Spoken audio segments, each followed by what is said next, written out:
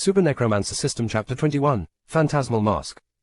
Aldrich stepped onto the sign and the white teleporting light enveloped him and everyone else. In the next instant, they were transported to the gloomy innards of the Nexus Temple with its dull grey stone and towering, Gothic-style pillars. The only thing remotely colourful inside of it was the wellspring of life which, made of shining white alabaster and marble, positively sparkled with the blue and gold light projected from the glowing crystals hanging from the dome's ceiling above. The Nexus.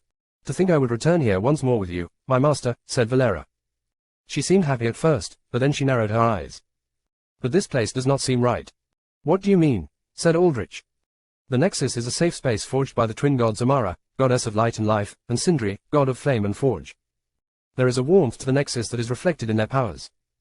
The warmth of positive energy that is uncomfortable to undead like us, but I sense no such thing now, said Valera. It is as if if this place seems dead. I got that impression too, said Aldrich. And what I theorize is that this place is not the real, original Nexus. It's just a replica. There's no true life to it, but it still retains the powers it should have. Is that so? Said Valera. She darted her crimson and black eyes around warily, as if expecting a threat at any moment. As long as you trust this place, I will too. So far, it hasn't done me any wrong, said Aldrich. He leaped over the wellspring of life to the forge where he found the system hammering away at seemingly nothing. Valera followed closely behind Aldrich and immediately raised her shield against the glitchy stick figure, standing in front of Aldrich to protect him. The system, however, did not respond to her and continued hammering away, the sound of metal clinking on metal ringing through the air despite the fact that the system held no hammer in its blocky hand. There's no point, Valera. The Nexus is a no-combat, no-kill zone, said Aldrich. Forgive me, my master. Valera put down her shield but still eyed the system suspiciously. I was simply cautious of the unknown. You seem to know what that thing is. Sort of, said Aldrich. From what I can tell, it seems to be a fusion of the goddess Amara and the god Sindri. This thing performs both their functions in the Nexus. Can you sense anything off about it? Valera cocked her head and stared at the system for a good 10 seconds. Then, she shook her head. I sense no hostility. No emotion at all. I can perceive that there is divine essence within it, the same kind that built up Amara and Sindri, but how do I put this? It seems unfinished. Gods are divinus, raw divine energy, shaped into vessels by belief. This thing is pure energy. Chaotic and unshaped. And yet, still stable enough to maintain the Nexus. I see, said Aldrich. His theory that this stick figure was an unfinished game asset for both Amara and Sindri started to find more weight with Valera's words. In any case, questioning this thing has no purpose. Like you said, it's unfinished. It only responds to certain keywords and requests. And as far as I can tell, it's basically just a machine that fulfills the functions of the gods. Until we find more cause to suspect it, we have to rely on it. Understood, master, said Valera. I trust your wise judgment. Especially over my hot-blooded impulsiveness. Aldrich nodded and walked up to the system. Here for a forging request. Ah, a forging, is it? Said the system. I can do that any time. Now then, what'll it be, lad? Soul forging, said Aldrich. The crafting, forging menu opened up in front of Aldrich and he selected the Soul of Ghost from his inventory. Ghost Soul manifested in his hand as a shimmering white orb that ever so often flickered transparent. Aldrich tossed the orb to the system and the stick figure caught the orb and inspected it. Mighty fine material you're bringing in, said the system. Yes, fine indeed, said Aldrich, remembering the satisfaction of crushing Ghost. Now then, I want headgear. Gotcha. Here's what I can do. Aldrich found a list of 3 options projected in front of him. 1. Ghostly Helm. Rank, Uncommon plus. Type, Headgear, Heavy. Stats. +1 5 Vitality. +5 Agility. +5 Perception. Effects. Refraction, Passive. This item grants the wearer a permanent passive that reduces all incoming damage by 10%. 2. Hood of Melding. Rank, Uncommon plus. Type, Headgear, Light. Stats. +10 Agility. +10 Magic. +5 Perception. Effects. Ghost Walk, active. By activating this item, the wearer may enter a phase state where they are rendered invisible and pass through solid objects with 50% boosted movement speed. Ghost Walk, lasts for 3 seconds. Cost, 30 mana. Cooldown, 15 seconds. 3. Phantasmal Mask. Rank, Uncommon plus. Type, Headgear, Light. Stats. +5 Magic. Effects. Phantasmal Shroud, passive. The wearer obtains a permanent passive that grants them a 10% chance to dodge an incoming attack by phasing through it.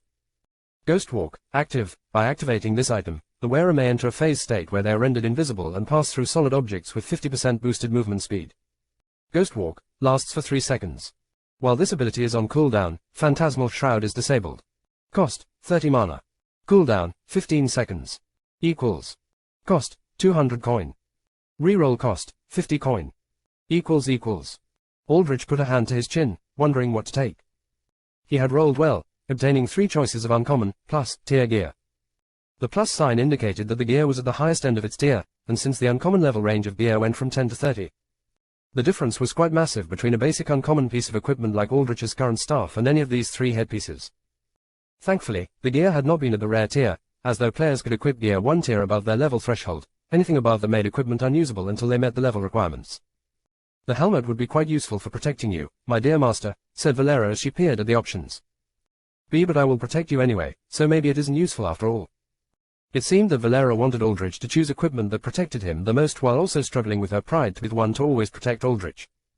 I trust you to protect me, Valera, don't worry about that, said Aldrich. And my class has no affinity for heavy gear. I'll suffer stat penalties for wearing a heavy helmet. That leaves me with either the hood or the mask, and it's a no-brainer to pick up the mask here.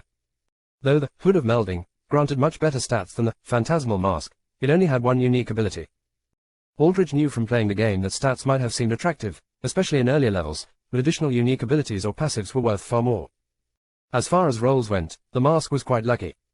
He had gotten a horrible roll with the heavy helmet, especially because mage-type classes had a higher chance to roll lighter equipment, but the other 2 options made up for it. Craft me the Phantasmal Mask, said Aldrich. You got it. The system hammered down a ghost soul, shattering it and then reforming it into another glowing white orb, this time with the icon of the item imbued within it. The orb floated to Aldrich and he absorbed it into his inventory with a touch.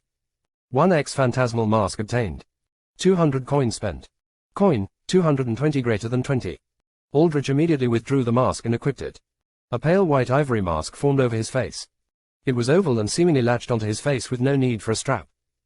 It was completely featureless, like a ceramic plate, aside from a single horizontal line running across it to indicate Aldrich's eye line. This will do, said Aldrich. He could see perfectly through the mask as if it was not there, despite the fact that it basically completely obscured his face. The perks of magic.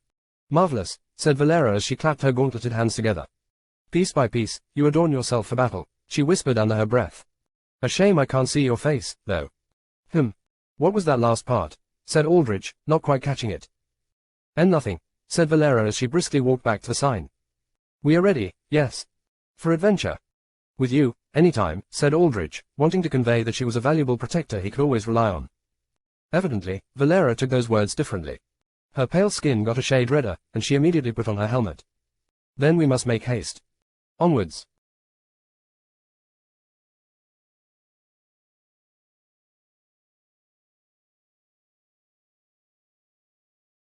Super Necromancer System Chapter 22, Bonus, a Pack Problem. Aldrich and his ever-growing entourage of undead traveled through the Variant Forest. He knew generally how to get to Haven, but since he had no iPhone, he had no access to a reliable map. To compensate for this, he had the evil eye float in the air, above the tree line, to track their way through. Every so often, Valera would detect danger with her Defender's Vigil passive, and whenever this happened, Aldrich would stand behind her shield and let the evil eye scout ahead with its permanent invisibility. It did not phase through solid objects, but it could squeeze through most tight gaps, and its omnidirectional vision meant that it scoped out any threat quite easily. For the most part, Aldrich just found more strikers, for they were the most common variant in the forest. These were easily dispatched. Aldrich himself could handily beat one with just his physical stats alone. In total, Aldrich had netted himself 5 kills and 50 express. Express bar, 25 250ths greater than 75 250ths. Eventually, after about an hour of traveling, they happened upon a full pack of them. A pack numbering up to 10 strikers with a significantly larger alpha with them. The alpha was marked by an angry red line of fur running down its forehead and up to its snout. The evil eye spotted them while they were sleeping in a clearing by a small stream, though a few of them remained awake to keep watch. What shall we do, Master? Said Valera, speaking with Aldrich telepathically through their spiritually linked bond. We could simply pass by them. I know. Aldrich looked behind him. His skeleton archer, rogue, 3 strikers, and Adam and Elaine stood ready for battle. I want to scale my army up a little. Get rid of a striker and replace it with an alpha. Might I ask why we do not replace the zombies? Said Valera. Objectively, they are the weakest among your army. I know you said they were your close friends, my master, but for your safety. They stay with me. End of question about that, said Aldrich firmly. He wanted Adam and Elaine to stay with him until he got vengeance on Seth Solar and all of his crew. Until they sunk their teeth into all of them and carved out a piece of vengeance they deserved, he would keep them by his side. Understood, Master *, said Valera. I'm sorry. Don't be sorry. You haven't done anything wrong, I was just making my position clear. Aldrich took in a breath. All right, I've decided, let's fight them. Valera shuddered in anticipation for violence under her armor. *, I am ever ready, my master. Here's the strategy, the skeleton rogue cripples the alpha and then you charge in with the strikers. I will stay at the edges of the clearing with Adam, Elaine, and the skeleton archer to provide cover *, said Aldrich. Are you sure, my master? From what I can sense, I can defeat all of these creatures by myself. After all, I am quite suited to mowing down masses of weaklings *, said Valera. *, that big one might take me a few more seconds than the rest, but they're no challenge. Unworthy to face you. I'm sure of it. I need to test out whether the rogue's invisibility is undetectable as well. Understood *, said Valera. Aldrich watched from the skeleton rogue's eyes as it snuck past the ring of sleeping strikers with ease. Its black robes and cloak were covered in shadows that obscured it, completely rendering it invisible. The skeleton's high agility was apparent in the way it could flip over the wolves and weave past them with such quick and coordinated movements, and in no time, it was right in front of the alpha. The rogue took its curved daggers and sunk them right into the alpha's eyes. The blades sunk in halfway, destroying the eyes but not reaching the brain before the alpha remarkably reacted on pure autopilot. Its brown fur raised up in prickles as an omnidirectional force shockwave blasted outwards, knocking the skeleton rogue far back, crashing it into a tree. All the strikers woke up in an instant of alert, growling and ready to fight. Aldrich's experiment on invisibility was somewhat of a success. These were his observations. Magical invisibility was troublesome to deal with, but not invincible. The strikers could not pick up anything with their sharp sense of smell, nor could they perceive the rogue even when staring right at it. Basically, it seemed that magical invisibility functioned by placing a shell of obscurement around the user, enclosing any physical signs like scent, sound, and appearance from others. Thus, the sounds of their breathing, their heartbeat, or the clicking of bones was all hidden.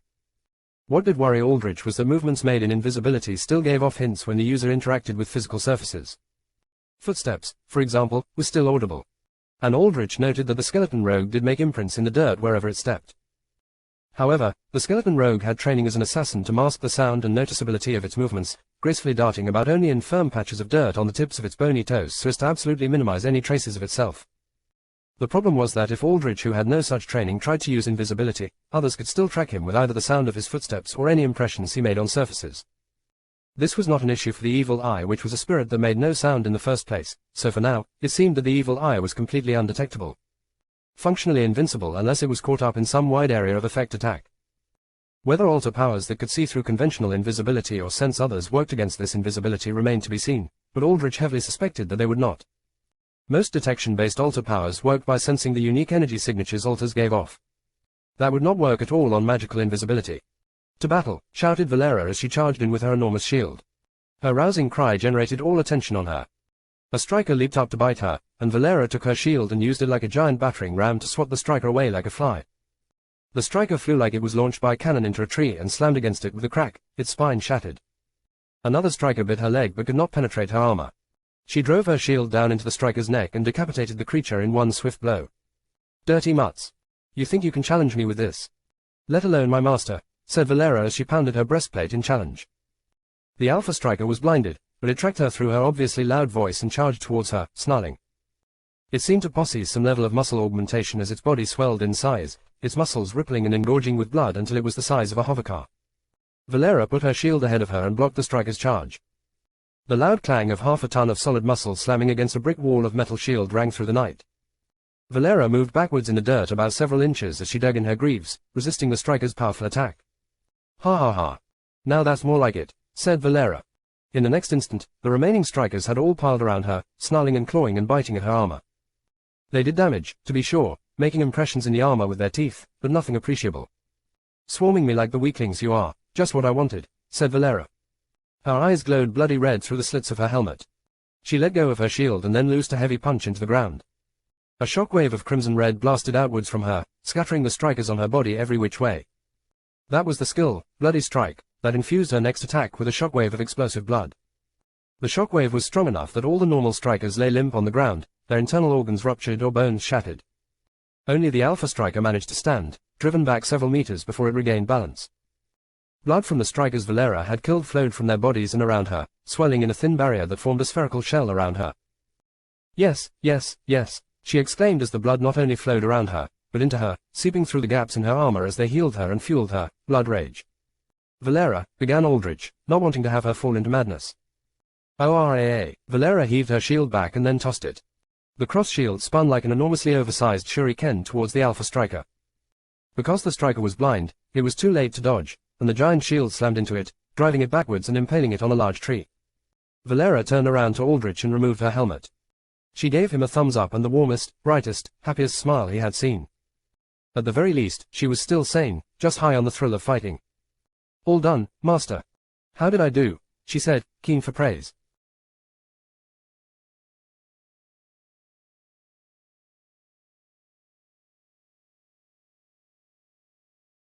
Super Necromancer System Chapter 23, Raising the Alpha. You did well. Very well, said Aldrich to Valera. He paused and gave her a nod, hoping that this was enough to make her happy. He was unused to giving out praise because of how alone he had been. The only praise he had received was from his parents, and that praise had come from a place of warmth in their hearts. It had been many years since that same warmth had been snuffed out in Aldrich's own heart. Thank you, Master, said Valera with a proper bow. MHM. MHM, she nodded to herself, smiling and taking in Aldrich's praise no matter how awkward or little it was. As Valera took in Aldrich's praise, Aldrich was occupied by the experience flowing into him. Alpha Striker slain. Plus 70 XP. Striker X10 slain. Plus 100 XP. Express bar, 75 250ths greater than 245 250ths. Aldrich sighed. Just 5 points off from level 7. He hated the feeling of going through a fight and being just short of leveling up. But he could not let his mind dwell on that. Now to raise this alpha, said Aldrich. He stepped over to the corpse of the Alpha Striker impaled against a tree trunk with Verla's shield. He tugged at it and found it ridiculously heavy. Beyond even his current already superhuman strength to move easily. Valera, can I get some help with this shield? Oh, of course, said Valera. She rushed to the shield and dislodged it with ease, showcasing the stark difference between a warrior-type character that invested most of their stat points into the physical ones and a mage-type character like Aldrich. The Alpha Striker corpse slid down and thumped limply on the ground. Aldrich was still wary, and he had his skeletons take aim and stand guard over the corpse. Variants could have any number of alter powers within him, but generally the number capped out at 5. The stronger the variant, the stronger these powers were. This Alpha Striker might still have some kind of regenerative power on top of the muscle boosting and shockwave generation it had showcased. Aldrich's worries were dispelled when he saw a floating, green outlined grave over the wolf monster's body. To raise the Alpha, Aldrich needed to make room. His unit control was maxed out at 8/8 already. Perfect, said Aldrich. He snapped his fingers, and one of his 3 strikers came to his side. Your service is over. Rest. Aldrich patted the striker's head one last time, and the striker licked Aldrich's hand and nodded before crumbling away into nothingness. Units controlled, 8/8 greater than 7/8. Now then, said Aldrich as he knelt by the Alpha Striker's corpse. He took out the 2 curved daggers lodged into its eyes and tossed them behind him. Catch, rogue. You're probably missing these. The skeleton rogue flipped in the air and gracefully caught the 2 daggers before landing on its knee, bowing a cracked skull at Aldrich. It had taken considerable damage from getting tossed into a tree from the Alpha Striker's shockwave ability. Aldrich turned on his anti-life shell rank 1. A misty green, fog-like aura appeared around him, covering his undead and healing them. Notably, the plant life around him started to wilt and die, withering as their life force was drained ever so steadily. Ah, said Valera as she breathed in deeply. She raised her head up in closed-eyed bliss. The scent of my master, I mean, the scent of negative energy. Its rank is low right now, but I'm on my way to fixing that, said Aldrich. I'm particularly curious as to how alters and variants will deal with the highest ranks of it when even being in my presence requires stat and level checks to pass instant death. At the very least, you will soon not have to personally deal with weaklings like these, said Valera as she stared at the striker corpses in disdain. Aldrich thought about it for a moment. His anti-life shell was liable to kill countless innocents as well with his mere presence. But if he absolutely needed to, he would. Deep down, even though he had never done it before, he knew that he was willing to sacrifice lives for the greater good. If he had to sacrifice 100 innocents to survive another day and save countless more over time, then he would take that deal with zero hesitation. This, on top of a willingness to kill villains without a second thought, was one of the major reasons he had always failed the pitch evaluations for higher-ranked hero academies. He was willing to see and use lives as game pieces. He was not a villain, but he was not a hero, a rare hero like his parents, either, that was for sure. He had lost a fundamental reverence for each and every life as sacred and worthy after watching his parents die, for their lives were sacred and worthy and ended while the lives of villains continued on. And now, as an undead, this mindset was even more prominent. But these were thoughts relevant for another time. Aldrich put a green energy-wreathed hand on the Alpha Striker's head. Serve, he said. -5 mana. Mana, 93/93 greater than 88/93. Tendrils of bright green flowed into the Alpha Striker, causing its corpse to shudder before it slowly stood back on his 4 legs. The gaping chest wound from Valera's shield was still visible on its stomach, splitting it open down the middle and exposing its organs. It had no eyes, either, but all of these wounds would regenerate over time in Aldrich's presence. Alpha Striker LVL-7 reanimated. Units controlled, 7/8 greater than 8/8. Aldrich obtained information about the Striker. He noted that he did not know the precise stats of reanimated variants. No specific status screen detailed their abilities in numbers and words. He just had a feel of how strong they were and what powers they could use. Based on this general feel, reanimated variants were given a level, approximating their combat ability, but Aldrich knew that this level was not entirely accurate. It overly favored physical stats and combat powers and did not consider the utility of non-combat abilities. Aldrich theorized that variants had no status-related information aside from their level because they did not fit neatly into the game mechanics of Elden World. He imagined this would be similar with reanimated alters, too. I see. So, you had a power that enhanced your muscles, shockwave generation, and alter detection smell, said Aldrich. He noted that variants above the E rank were notable for having multiple powers. He figured this Alpha Striker was solidly D rank. Good, then that confirms that most alters with detection abilities can't see through stealth. Alters, or any living being that possessed alter cells and organs possessed a unique energy signature, and the higher their cell count, the stronger this signature was. By sequencing this energy signature by wavelength and unique flow patterns, the Alter-Human Agency could maintain a database of existing alters and their powers. Alters that used powers that concealed themselves concealed not only their physical appearance, but the emanation of this energy signature. This made him undetectable by any conventional form of alter detecting technology. The only way to see past concealment sourced via alter powers was to use detection sourced through alter powers. However, detection-based powers were far rarer than concealment-based ones, making this Alpha Striker and its smell quite the useful ability. Aldrich stood up, and the Alpha Striker nuzzled its large head into his hand for a head pat. Valera, said Aldrich. He turned to see Valera staring at the Alpha Striker with envy. You can drain the rest of these corpses. Yes, Master, said Valera as she gave the Alpha Striker a powerful leer that made the monster, even without eyes, shudder and feel danger, breaking off from Aldrich. Valera raised her hand into the air and closed a gauntleted fist together with a metallic click. The 10 Striker corpses around her shook before blood flowed out from them, gathering around her and strengthening the sphere of crimson around her. This was Crimson Furnace, a signature ability of Valera's. Any unit she killed had their blood drained and formed into a barrier around her.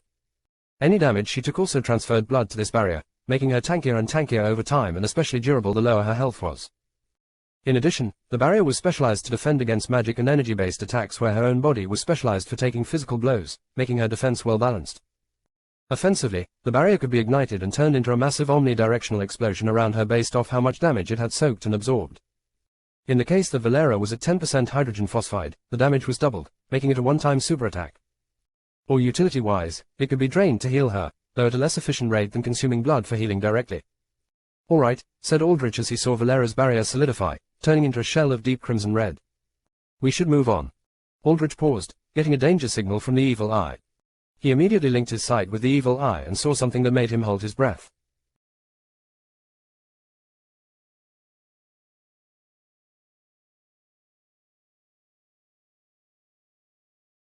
Super Necromancer System Chapter 24, Bonus, The Geist. The evil eye stared down at a variant heading right towards Aldrich, likely drawn by the scent of blood and death. It was a 3-meter-tall humanoid figure with smooth, plain white skin. Its body was highly muscular, and it shambled forwards with a heavily hunched back, dragging its knuckles across the dirt. It was nearly completely featureless, its skin having no blemishes and its fingers and toes holding no nails. Overall, it almost looked like an eerie, overly muscled mannequin. Something out of a horror movie. Its spherical head lacked any real facial features as well. Just a massive, large-lipped mouth curled up into a constant half-open smile, showcasing a set of oversized human teeth that chattered constantly. This was a Geist. Among variants, Aldrich recalled from what limited research he was able to do in Blackwater, there were 3 classifications. Natural variants, these were variants that had seemingly adapted to nature. They became parts of ecosystems and adopted the traits of the flora and fauna within them. The Strikers with their wolf-like appearances were examples of such variants. They needed food and water to live, could reproduce on their own, and acted generally like wild beasts, and so could be scared off or even tamed. Geist variants, these were inexplicable monstrosities that were spontaneously spawned and very often humanoid in appearance. They were functionally immortal, requiring no food, sleep, or rest. They also did not seem to reproduce unless they possessed a power that allowed them to self-replicate. They did not have any particular set of behaviors that were consistent, with each Geist having their own unique behavior patterns that made them highly unpredictable. Some were like pre-programmed robots, and some were surprisingly intelligent. It was impossible to tell. In addition, Geists had an immense thirst for human and alter blood and flesh, making them much higher threats to civilization than natural variants. Not only that, but Geists were generally much stronger than most natural variants, with even the weaker ones usually starting out as a C-ranked threat. The third category of variants were Titans. These were monstrously powerful variants that were often the size of battleships or even larger. These were variants of near legend, formed immediately after Zahik's death and the beginning of the monstering. There were 20 Titans to begin, but after 8 of them were killed by united humanity, the remaining 12 returned to enormous nests across the world in remote areas, occasionally appearing every few years for an attack before being driven off again. "We're leaving," said Aldrich immediately. He did not want to risk a fight with a C-rank monster now. He knew he could challenge one, but only if he had a few advantages on his side. For example, if the Geist had abilities Aldrich and his units were immune to. But if the Geist had multiple powers geared for just raw power and sustained combat, then Aldrich doubted he could fight one, even with Valera. Valera could go toe-to-toe with it in sheer stats most likely, but she would lack the damage to finish it off. Strong enemies with built-in sustain. Even in Elden World, this was the type of enemy that gave Legion Necromancers trouble in lower levels where they had too few minions for large-scale swarming tactic. If the Geist also had powerful area of effect abilities on top of that, then Aldrich had no chance of winning. "What is that beast?" said Valera, seeing through Aldrich's eyes. "It disgusts me. It is a sin against nature. Our sin against life. Even more so than we are as undead." "Yeah, that's a good way to describe it," said Aldrich. He had to agree the thing was not pleasant to look at. "It's called a Geist and all you need to know is that it's above our pay grade for now. We could fight it, but there's no guarantee we would win." Valera put her helmet on. "Indeed, I can sense potent strength from it. Oh, how I would want to cave its ugly skull in. But I will heed your commands, Master. Geists hunt living humans, so most likely as undead, it won't even register us. We just need to take a route around it," began Aldrich before he paused, seeing something both haunting and interesting. Through the evil eye, Aldrich saw the Geist open its huge mouth. Its stomach expanded grotesquely and convulsed before it regurgitated out a spit-covered woman. Its barbed tongue lay hooked in her back, holding her like a caught fish. She was a hero, there was no doubt about it from the remnants of her tattered orange and red costume. He could not tell whether she was alive as her head was down with her long, dirty blonde hair covering her face like a veil. She hung limply on the Geist's lengthy, prehensile tongue like a rack of meat hung at a butcher's shop. The Geist carefully wiped away its spit on her body and giggled to itself as it patted her head gently and moved her arms and legs around, arranging her into heroic poses like it was playing with an action figure. The Geist giggled to itself, its entire body shuddering, but because it lacked any facial expressions, it was hard to tell whether it was actually amused or whether this was some strange natural reaction. With this, Aldrich knew what this Geist was. He had seen it on the news before when it attacked Haven 6 months ago. And he knew then that he could fight it. Aldrich's mind raced as he thought of a strategy based on the information he had. Media coverage of the Geist attack had been quite thorough because Haven mostly did not get many variant attacks.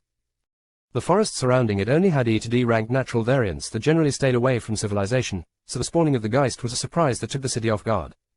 The Geist had attacked Haven in the dead of night, charging through a half-repaired hole in one of its walls. Within the city, it released a potent neurotoxin from various pores in its body while it rapidly hunted down any human it could see. With its massive size and strength, the Geist ripped apart and devoured humans while its toxic gas killed many more. In just half an hour, it had racked up a body count of 100, including the hero Iron Soldier. The Geist used its tongue to dig into Iron Soldier and pilot his body, puppeteering the hero against the very civilians he once protected. A response team was formed to counter the Geist after half an hour. This team beat back the Geist, but not before the Geist managed to seemingly kill and kidnap Dynamite Girl, another hero. With its super regeneration, it barely escaped back into the forest, and since then, Haven was on increased alert for its potential return. From the news reports, Aldrich knew the powers the Geist had. First was its constant stream of neurotoxic gas. It was highly lethal to humans, causing brain failure within 20 seconds unless their bodies were enhanced. This was the largest reason why it had taken over half an hour for the All-to-Human Agency, branch in Haven to form a response team. They needed equipment to filter out the gas. As undead, however, Aldrich and his minions were all immune to the gas. Hell, the skeletons did not even have brains for neurotoxins to work on. Next was the Geist's ability to control another creature with its tongue. This was troublesome, especially because it now controlled Dynamite Girl, a solid C-class hero known for her ability to generate explosions from her hands. Her ability was highly effective against Aldrich's undead because it dealt fire-type damage and had a wide area of effect. Judging from her body condition, she was still more than combat capable. Aldrich could see through her torn costume that her body was still muscular and toned. Very likely, the Geist's tongue kept her supplied with nutrients, possibly even still keeping her alive. On top of this, the Geist had an ability to make short-range high-speed dashes and a potent healing factor that allowed it to regenerate a lost limb within seconds. The regeneration was not much of an issue. Most of Aldrich's minions dealt necrotic damage and the rotted-out flesh and directly nullified regeneration. But the high-speed dashes combined with naturally formidable strength that could tear apart humans like paper meant the Geist was a highly mobile, deadly threat even without its toxins and regeneration. With Dynamite Girl as well, the odds were considerably stacked against Aldrich. Even alters without powers that strengthened their body were superhuman by virtue of having alter cells. A C-class hero like Dynamite Girl could probably shatter concrete with a solid punch. That was more than enough to destroy skeletons in 2 or 3 hits, especially with the weakness of skeletal undead to crushing blows. But strategy could compensate for this gap in power. "What is it, Master?" said Valera. "Are we not to escape now? Or perhaps..." Valera stiffened a little under her armor before a shudder ran across her from helmet to greaves. She held her shield tight to her. "I know that glint in your eyes, my master. That thinking, focused stare that I adore so much for. You want to fight, do you not?" "Yes," said Aldrich. He nodded and started to mentally command his units to move out of the clearing and get into position. The Geist was spotted 150 meters away and would be in this clearing within the minute. He did not have much time to prepare. "We will." Aldrich could not help but smile just a little, anticipating how useful it would be to have the Geist among his undead.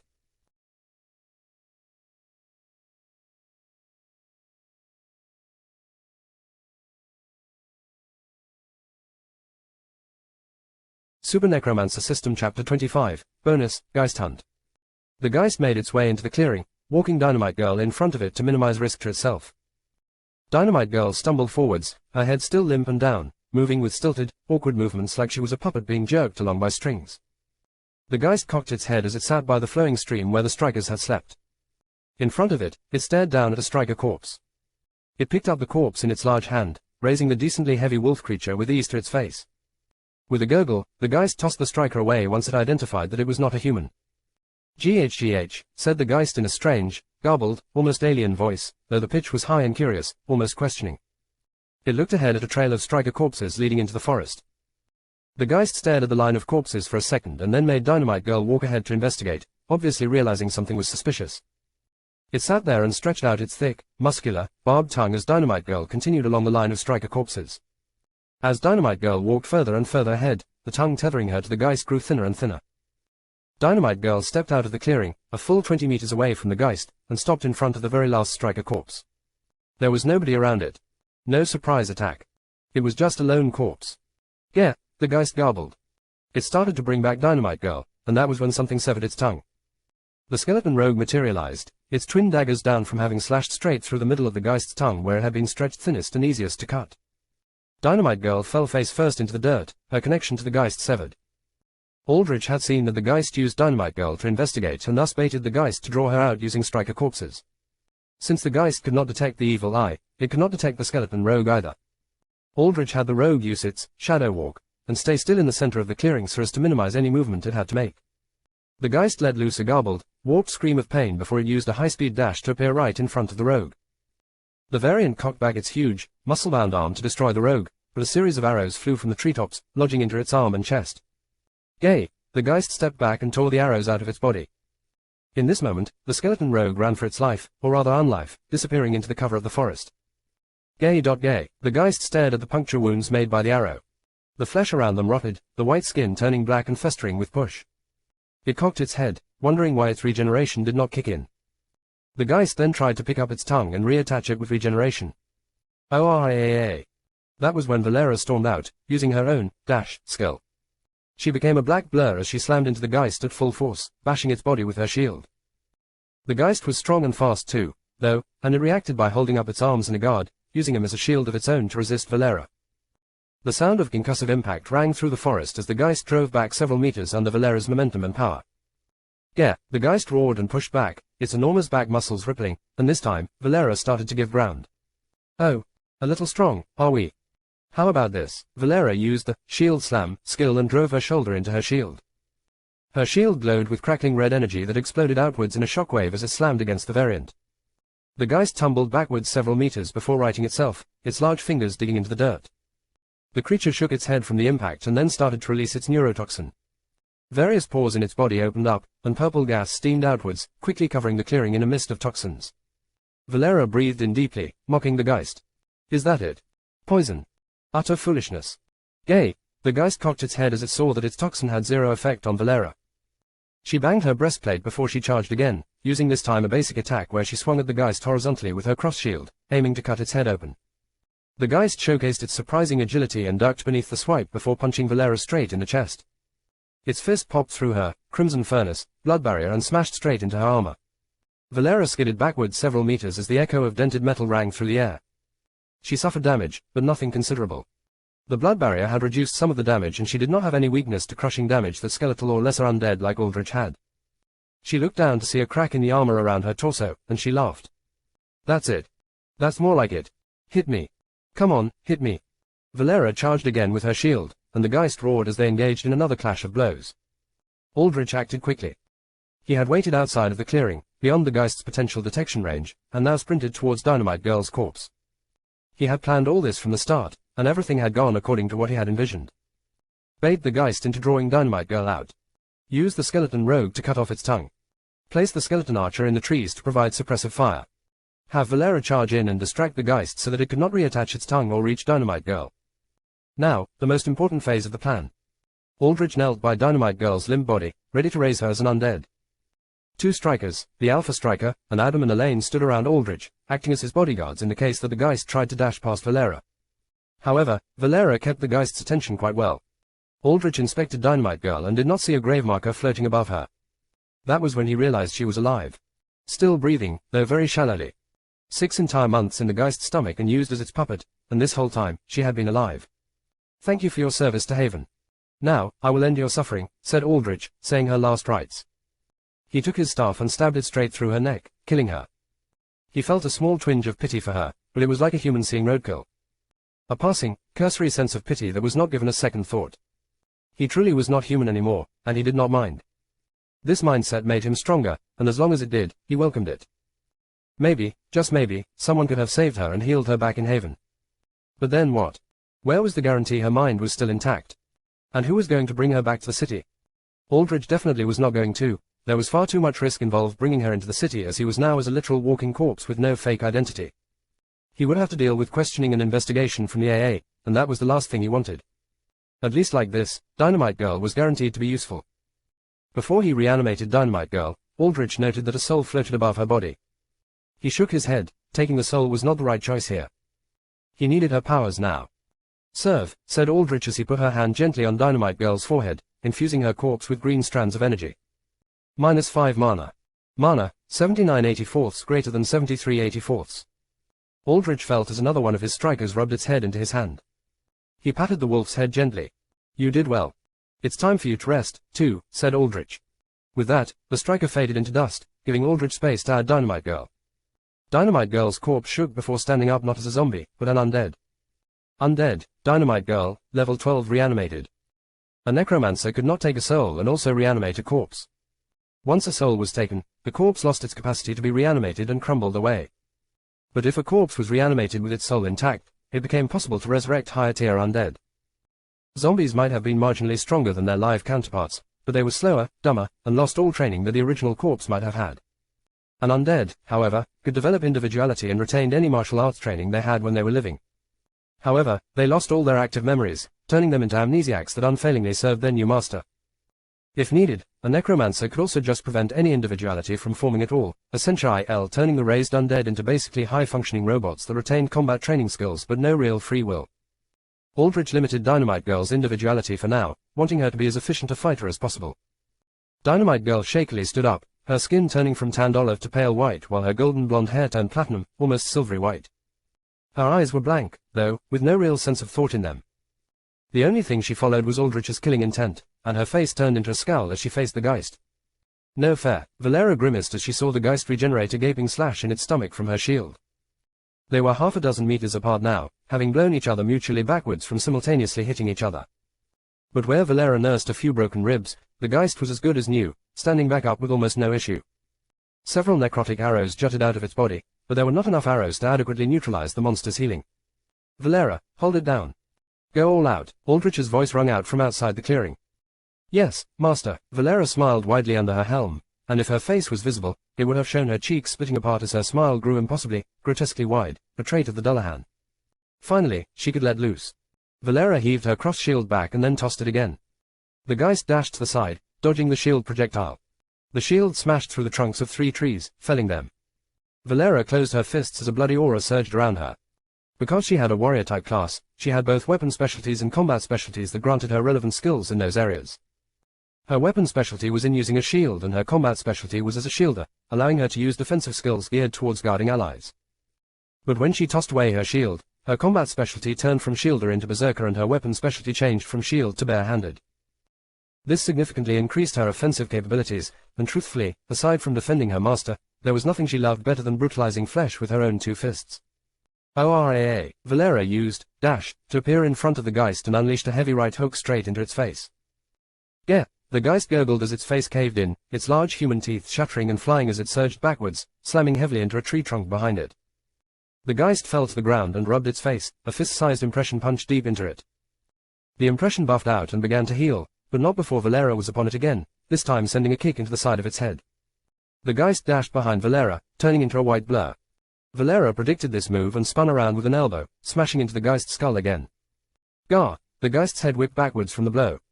Valera rushed forwards and then bear-hugged the Geist, pinning its bulky white arms to its sides while she exerted crushing force. The Alpha Striker and the one remaining normal striker circled the Geist, growling and waiting to pounce if it broke free. Arrows rained from above from the skeleton archer, lodging into the Geist's head. The skeleton rogue appeared from stealth, slashing rapidly at the Geist's back. Aldrich stood at the edge of the clearing, away from direct danger, with Adam and Elaine by his side. Dynamite Girl stood in front of him, growling, her eyes bright orange with energy as they had been back when she was alive. She wanted to go. She wanted to tear that monster apart. Aldrich knew that when she was alive, Dynamite Girl was known for her loud mouth and ferocity. Maybe that had stayed with her even past death. Go. Give that monster what it deserves. Aldrich waved Dynamite Girl ahead. She sprinted forwards and leaped in the air, slapping her arms onto the sides of the Geist's muscular neck. Dynamite Girl roared as her hands started to crackle. Sparks and pops rippled from them like fireworks before 2 enormous, bright orange explosions erupted outwards. The explosion was so fierce that it not only blew back Dynamite Girl, but also Valera and very nearly killed the skeleton rogue, shattering many of its ribs and skull. A cloud of smoke rose from the center of the clearing as did the smell of roasted flesh. Aldrich linked his smell with the Alpha Striker's, and from this, he knew that the Geist was sitting completely still in the center of the smoke, the upper half of its body completely vaporized. Its regeneration worked quickly, though. Already, its upper spine started to reform, as did flesh and muscle mass. Aldrich stopped this. He stuck his staff out and spammed, Chill Bolt. Because it was a cantrip, it had no real cooldown. Bolt after bolt of pale white energy slammed into the Geist, permeating frost energy deep into the variant's half-destroyed body. Like necrotic energy, frost-type damage also negated regeneration, though only when the frozen status was fully applied. Chill Bolt did not inflict too much frost buildup, but spammed like this on a stationary target, it was all too easy to turn the Geist into a dead block of frozen, destroyed cells, not a single one left whole to regenerate properly. Minus 60 mana. Mana, 73/84 greater than 13/84. Aldrich waved his staff from side to side, batting away smoke as he stepped forwards, revealing the Geist's deeply frozen ice block of a lower half body. Aldrich smiled at what he saw. A grave floated over the Geist, as did a soul. Geist defeated. Plus 350 XP. Express bar, 245 250ths greater than 595 250ths. Level up. Level 6 greater than 7. Express bar, 345 340ths. Level up. Level 7 greater than 8. Express bar, 5 500ths. Powerstone goals. 100 Powerstones 1 chapter, done. 200 Powerstones 2 chapters, done. 300 Powerstones 3 chapters, done. 500 Powerstones 4 chapters. Golden ticket goals. 50 golden tickets. Super Necromancer System Chapter 26, The Settlements. Aldrich took in a breath as a green aura swirled around him, the experience from the Geist boosting his power by 2 entire levels. Plus 10 stat points available to distribute. Yes, Valera positively moaned in ecstasy as power flowed into her, but where Aldrich's aura was green, hers was a deep, bloody red. As a chosen undead, Valera leveled at the exact same rate as Aldrich, so she too had gained 2 levels, raising her from level 10 to level 12. How do you want me to spend my power? Said Valera, talking about how to distribute her own 10 new stat points. In strength, vitality, and agility where your affinities are. A 3-5-2 spread in those stats should work well, said Aldrich. He wanted Valera to be as physically powerful as possible to make up for his lack of melee combat prowess. Understood, Master. Valera closed her eyes and clenched her fists, taking in a deep breath as she used her stats. Aldrich saw her stats go up. Her class was as a Death Knight, and that class, like Necromancers, could choose a path that specialized them.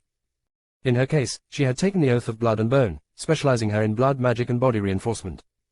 Blood magic ordinarily cost both mana and health, but since Valera was a vampire, she could choose to increase the health costs in exchange for removing mana costs. Because of this, just like Aldrich, vitality was the most important stat for Valera. Her stat affinities were 1.5x in strength, 1.5x in vitality, and 1.2x in agility, gearing her towards being a tanky brawler. Chosen undead, Valera stats. Greater than HP, 120-186. Mana, 21/21. Equals. Stats. Strength, 37 greater than 42. Agility, 22 greater than 24. Vitality, 54 greater than 62. Magic, 7. Attunement, 10. Perception, 10. Greater than. Aldrich saw Valera tuning her stats and he did the same. +5 attunement, +10 with affinity bonuses. +2 agility. +3 vitality, +6 vitality with affinity bonuses. Vitality, 14 greater than 20. Agility, 8 greater than 10. Attunement, 21 greater than 30. HP, 45/45 greater than 60/60. Units controlled, 8/8 greater than 8/10. Aldrich cracked his neck as he spent his 2 new attunement points into units controlled. Soon, when he got to 50 attunement, he could upgrade his Raise Undead spell to Mass Raise Undead, and resurrect corpses en masse, not to mention a significant cooldown reduction. Ah, Master, seeing you getting ever closer to your original strength makes me feel so very warm inside, said Valera as she put her hands to her face. Yeah. Soon, I'll be unstoppable. We'll be unstoppable, said Aldrich. He pointed his staff at the frozen Geist corpse. Serve. 8 mana. 13/84 greater than 5/84. Because the Geist was strong enough, Raise Undead did not cost just 5 mana, but 10% of Aldrich's maximum mana pool. Thankfully, because his mana pool was still relatively low, the cost was not that significant. The Geist corpse shook and then thawed, ice crystals shattering all around it. It then started to rapidly regenerate, growing its spine, ribs, skull, then the flesh and skin. Once again, it stood tall and muscle-bound, its eerie, permanently open, chattering smile now directed at Aldrich. Undead Geist level 17 reanimated. Units controlled, 8/10 greater than 9/10. Aldrich saw as the Geist's soul faded away, flowing back into the variant. It was odd to think that this creature had a soul. Did that prove the existence of the soul? Or were souls just a simple game concept limited only to the game itself? It was impossible to tell and a philosophical discussion for later. Good, said Aldrich. You were just within my limit to raise. Any corpse that was more than 10 levels over Aldrich was a corpse he could not raise. But after leveling up to level 7 from killing the Geist, he was just in the edge of the threshold to reanimate it. He did not take the Geist's soul to forge an item because he only had 20 coins so far and did not want to risk bad rolls. In Elden World, monsters that had multiple powers were the worst to try and craft from because more often than not, an item would only have just one of their powers. As a result, it was better to just reanimate these kinds of monsters so that they could use all their powers effectively versus wielding a weapon that only managed to channel one of their powers. Gay, I serve you, said the Geist. Aldrich could now understand it through the mental link between summoner and summoned. I'm turning off your individuality for now, said Aldrich as he waved his hand. The Geist quietened, becoming a fully controlled unit the same as Dynamite Girl. Seeing undead that could speak like this, Aldrich felt a pang of pain. If only he had reanimated faster, then he could have resurrected Adam and Elaine with their souls intact. Then, he could have saved them, been with them. He shook his head. What was past was past. And besides, even in the lore, it was explicitly mentioned that resurrected undead had their souls twisted such that they were different from how they were in life. Thus, they lost their memories, and though they could keep some core personality traits, they were entirely different beings. Aldrich looked ahead, beyond the forest, towards Haven. All he could do was look ahead. To move forward. Ever forward. Towards vengeance. Aldrich did not encounter any more powerful variants throughout the remainder of the hour-long trek to Haven. The Evil A spotted a few strikers here and there, a spinned boar and even a big arm grizzly, but these natural variants avoided Aldrich, running from him. Or rather, they avoided the reanimated Jest, for the Geist was likely the apex predator of this forest. To fill up his one remaining slot for units controlled, Aldrich summoned another Evil A.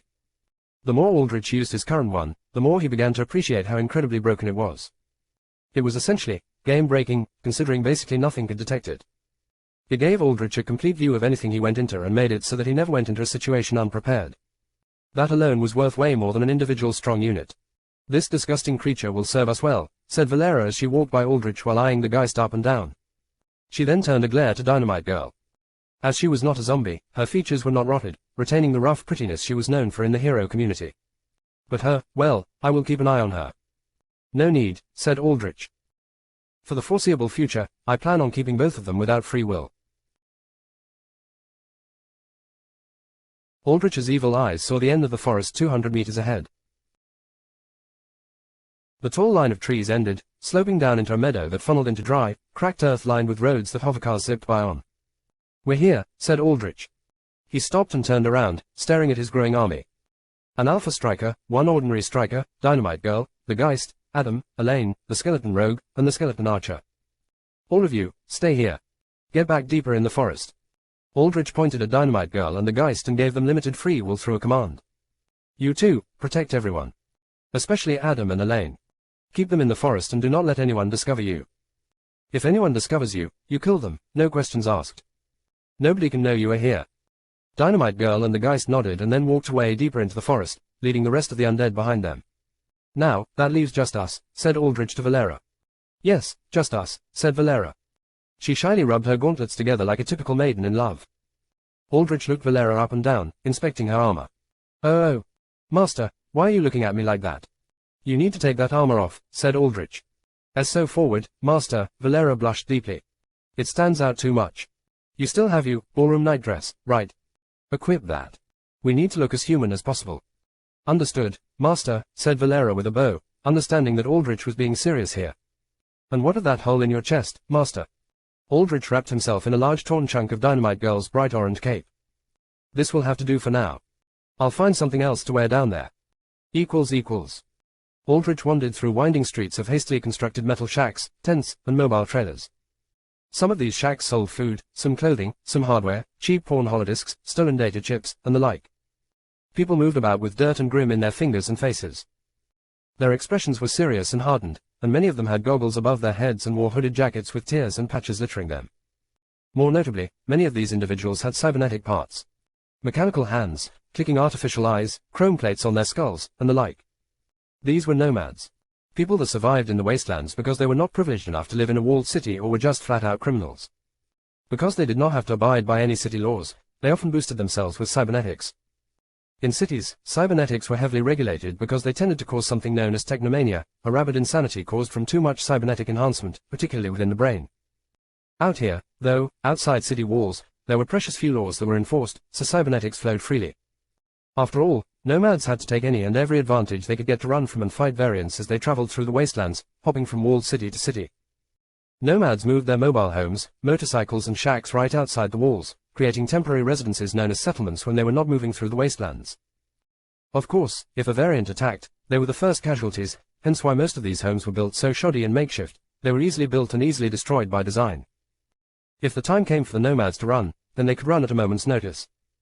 It was a known fact that though crime was relatively well policed within the walls of cities, there was little to no regulation in settlements. In the distance, Aldrich saw Haven's 30-meter-tall walls looming, large autocannons sweeping from side to side at the top of the walls, searching for variants to gun down. People from Haven who wanted to buy drugs, gamble, or buy illegal tech would come here, and this time, Aldrich was one of them. He was sure he could get 2 forged CIDs, citizen identification, here. Nomads were known for being experts in black market dealings, especially with under-the-table tech. They might have looked rough and rugged, but they had a relatively strong techno presence. Their cybernetics fell short of licensed cyber doctors in walled cities, but it still got the job done. Not to mention that there were more than a handful of cases where highly skilled for-hire nomad techno hackers that had managed to get valuable data even from established megacorporations. It was how they made a living in this new age of ultra-power-boosted tech and data. Aldrich walked side by side with Valera through the settlements, smelling smoke, burning metal, and roasted food in the air. Without her heavy armor to weigh her down, her figure stood out in full view. Her nightdress was elegant, sleek and black and hugging her hips and straining at her sizable chest. Yet, where her skin was visible, her bare shoulders and arms in particular, it was obvious to see the outline of toned muscle from a lifetime of physical activity. In Valera's case, a full lifetime and undeath of beating people to death. Occasionally, a man would whistle at her or eye her for far too long, and she would respond with a deathly glare, immediately instilling both the fear of God and death into them and making them scram. With his mask on and Dynamite Girl's cape as a makeshift cloak, he was largely unidentifiable, and in the first place, nomads rarely bothered each other. Aldrich had his two evil eyes scan ahead in the sky, searching for an appropriate shop. In a few minutes, he found one. A large trailer fitted with vent pipes and a neon sign labeled with bright blue letters that read out tech. Simple and to the point. The door of the trailer had the symbol of a bearded man with an eye patch over it. The symbol of the Oddinsons, a fairly well-known nomad gang specialized in forgeries and robberies. Aldrich cracked his neck and knuckles. The Oddinsons were known for oftentimes getting violent in their dealings. Valera, I know where we're going.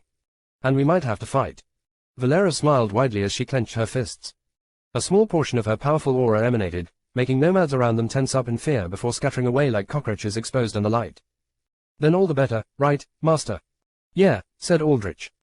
Ideally, he would get his two forged CIDs with no issue, but if a problem ever arose, well, he was ready to get his hands bloody for he had no sympathy for criminals. Author's note.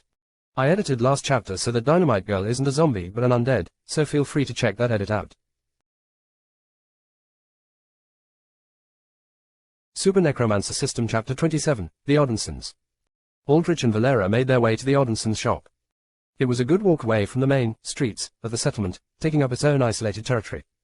As he walked, he had the evil eye scout everything it could. Their shop was a large, mobile trailer home that looked somewhat like a subway car or rail car. It was long and rectangular in shape, though sizable enough that it could reliably fit in 20 people to live rather comfortably. Among mobile homes in the settlements, this was one of the larger ones for sure, indicating that the Oddinsons ranked quite highly among nomads in terms of wealth and power. The home was decked out with modifications to survive traveling through the harsh environment of the wastelands where sandstorms, torrential storms, magnetic storms, and basically any storm one could think of blasted the land. There were blinking green generators at the top of the home that likely projected force fields, while auto turrets rotated around, pointing directly at Aldrich and Valera as they approached. Two large cannon barrels were fitted into the front of the home, and bright, glowing white lines streaked on the cannons indicated they were energy weapons. 12 large power bikes were parked to the sides of the trailer home, attached by cables to sockets on the home to charge their electric engines. Once, gas and petroleum were used pretty often in the world, but that had phased out completely since the monstering when rising climate temperatures and sudden environmental instability forced cleaner energies to the forefront. The home was armored in retractable layer of shingled black durasteel like the scales on an armadillo, though since the home was anchored and open for business, the armor was fully retracted. Aldrich counted 8 Oddinson members outside, though likely, there were just as many if not more inside the mobile home. Not bad, all things considered. He could get a general sense of power from the Oddinsons, reading their levels. They ranged from levels 1 to 5. Pathetically low, but expected. Nomads generally did not have amazing powers. If they did, then they would not be living like this out here. Hence the reliance on cybernetics and conventional firearms. The only exception was wanted villains, but as far as Aldrich could tell, these guys were just low-level gangsters. Then again, level ratings seemed to favor physical strength and destructive capability. Some of them might have had confusing or unique powers that made them more difficult to deal with. Aldrich was still careful. He still took the time to formulate what to do. But he did know one thing: if things went bad, terribly bad, he would leave no survivors.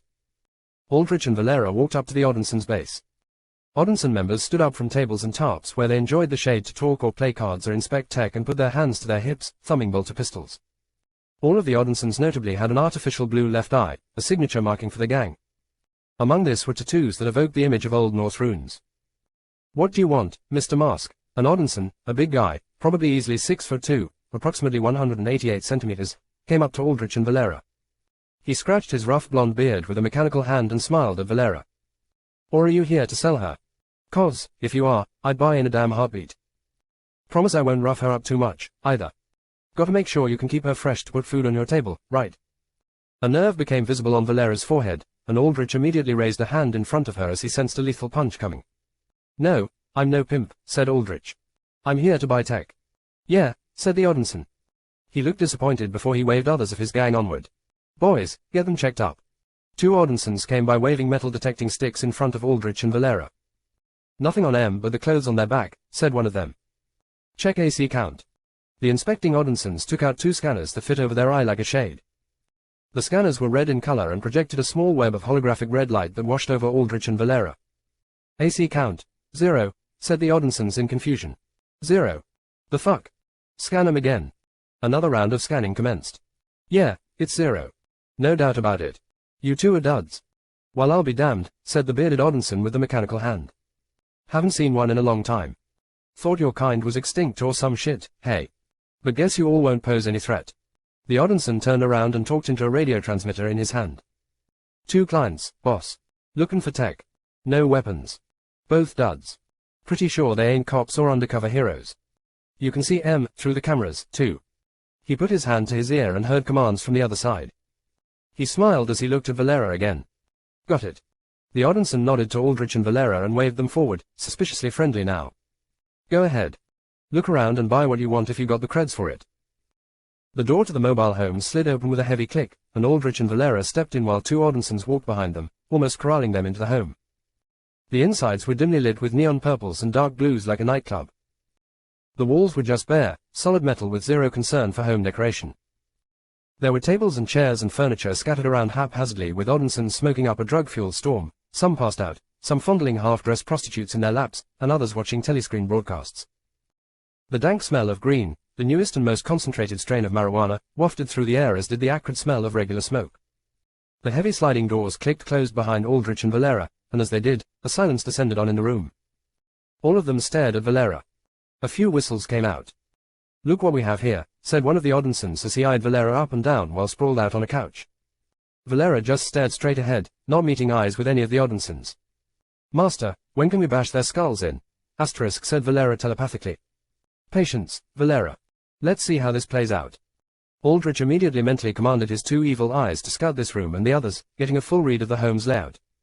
Yeah, we got customers, yawn. Keep it in your pants for now, said the Odinson with the mechanical hand. Brandt here will lead you to the tech room. Have fun, he motioned to an Odinson that was heavily decked out with cybernetics.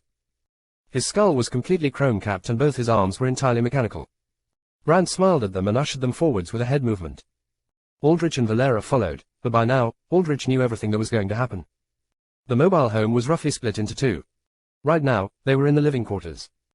Deeper in, the other half of the home comprised of a tech room where a duo of goggle-wearing technos moved about in rolling chairs, maintaining weapons, detached cybernetic parts, and, most importantly, creating forgeries. They forged works of art and identification cards. They also checked the authenticity of various things the Odinsons had stolen from supply convoys or heists in walled cities using fake IDs. Jewelry, mostly, for in today's society where consumerism still ran high to keep human morale high, useless and petty things like jewelry still had high value. Especially in walled cities where there was enough wealth and stability for people to find something, anything, to prove they were richer and better than others. But this was not all. Behind the tech room, Aldrich saw 5 Odinsons with shock batons armed and ready. They had expectant, hungry smiles on their faces. It was obvious what they wanted to do. They wanted to knock out Aldrich and Valera, especially Valera, and then do what they wanted. Probably kill Aldrich and force Valera into sexual servitude. They did this because they thought that Aldrich and Valera were duds.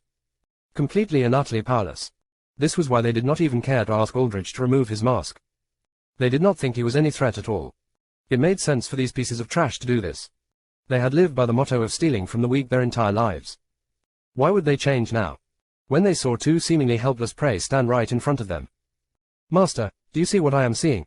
Said Valera. Well, yeah, you're seeing what I'm seeing, said Aldrich. Oh, right, I forgot, teehee. Sometimes I feel we are so close that your eyes are mine, and mine yours. Anyways, Master, do I have permission to fight? To kill? To rip and tear?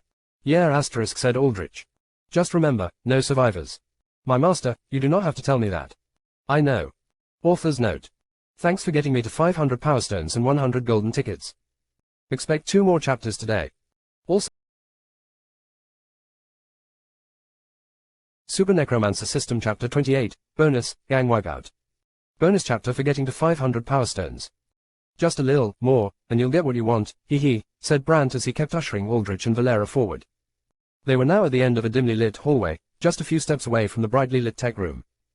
The 2 technos notably had been ordered to stop working and hid under their counter and work tables until whatever it was that happened blew over.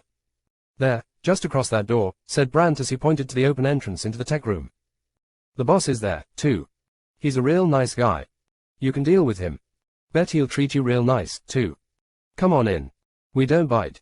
We got a bad representative cause, of our robberies and all, but we got noble hearts, you know. We only steal from rich pricks in walled cities. To fellow nomads like you two, we only got generosity, said the boss. marked as the head of this gang because he wielded a mechanical spear energy gun that was supposed to be the stand-in for Gungnir, the mythological spear that the Norse god Odin wielded. He stood several meters behind the door with a surprisingly welcoming smile, positioned like bait so that he was visible, but none of the 5 baton-wielding goons at the sides of the door were. One evil eye was positioned in the tech room, watching everything that happened. Another was positioned outside, keeping tabs on the rest of the goons. Yeah, go on in. Brandt smiled hungrily, waving Aldrich and Valera in. How about you lead us in? Said Aldrich. We can all go in together. Huh. No can do. Boss likes to keep his meetings private and real personal, hey. He likes to get first dibs on clients, you know. I wasn't asking. Aldrich casted Negative Surge on himself. Green strands of energy infused into his body, covering it with a thin, visible aura. For 10 seconds, Aldrich now received 20% of his magic stat into strength, agility, and perception. In his case, this was a 6 stat bonus. Minus 15 mana. Mana, 55/84 greater than 40/84. Author's note, Aldrich drank 2 charges of his mana flask prior to this. Strength, 11 greater than 17. Agility, 10 greater than 16. Perception, 10 greater than 16. Aldrich reached out and grabbed Brandt's chrome-plated skull. His fingers dug into the metal, warping it with moaning cracks. "Th the fuck, man," shouted Brandt. "I go left, you go right," said Aldrich. "Understood, master," said Valera as her eyes lit up red and her fists closed. Aldrich leaped in and held Brandt up to the left as a human shield. 2 Oddinsons with shock batons yelled as they slammed their batons down, but only hit their fellow Oddinson. Brandt convulsed and foamed at the mouth as the electricity savaged him. Aldrich threw Brandt towards the baton-wielding Oddinsons, turning him into a human chrome bowling ball that knocked his fellow gangsters down like bowling pins. Aldrich glanced to Valera's side. Valera had just taken the baton hits right to her shoulders. The blue electricity cracked through her body, but all she did was just smile. 3 Oddinsons just kept beating and whacking at her with the batons with shock-ridden impacts. "Is that it? Is that it? You can't even make me feel pain. What the fuck? How's she still standing?" said an Oddinson as he swung his baton again, this time in fear. Valera grabbed the Oddinson's wrist and snapped it like a twig. "Fuck." The Oddinson went down on a knee as he let go of his baton. "Get off of him," said the other 2 Oddinsons as they let go of their batons and tried to pry Valera's hand off of their brethren's wrist. None of them could make Valera even budge. "Pathetic," said Valera with an utterly bored expression on her face. "You want me to let go of him? Fine." Another scream of pain rang through the air as Valera tore the Oddinson's arm straight off. Blood arced and trickled from the dismembered limb, and Valera patted it in her palm before using it to smash the other 2 Oddinsons in the head, completely crushing their skulls and instantly killing them. Their blood circled around Valera, fueling her Crimson Furnace shield. Aldrich in the meanwhile disabled the Oddinsons on his end. Where Valera overwhelmed with enormous stats, Aldrich used his comparatively lesser stats to their maximal extent, using his extensive martial arts training. He weaved expertly between baton strikes and then struck their throats, collapsing their windpipes, or gouged out their remaining eye with finger pokes before dropping them with precise, quick liver punches. This left 3 Oddinsons including Brandt disabled and groaning on the ground. Though Brandt was dead, the chrome capping on his skull caved in from Aldrich's grip. Aldrich killed the remaining disabled Oddinsons by stomping on their necks, breaking them to make sure there was no way they could regenerate or suddenly blindside him with the power. All this in a sequence of just 1.5 seconds, before the Oddinsons could even draw their bolter pistols or use their powers. "Experiment success," said Aldrich. "With Negative Surge and my martial arts, I can beat armed altars even as a caster. Though I guess this trash doesn't count for much of a challenge." "Indeed," said Valera as she stomped her heels down on a downed Oddinson's skill, shattering it and splattering her pale legs with blood. The blood quickly drained away, absorbed into Valera's body. She made a disgusted face. "Even their blood is utterly foul. I was so excited to taste fresh human blood, but theirs is tainted. It tastes like rust. Like metal. Too many cybernetics," noted Aldrich. "How? Altars.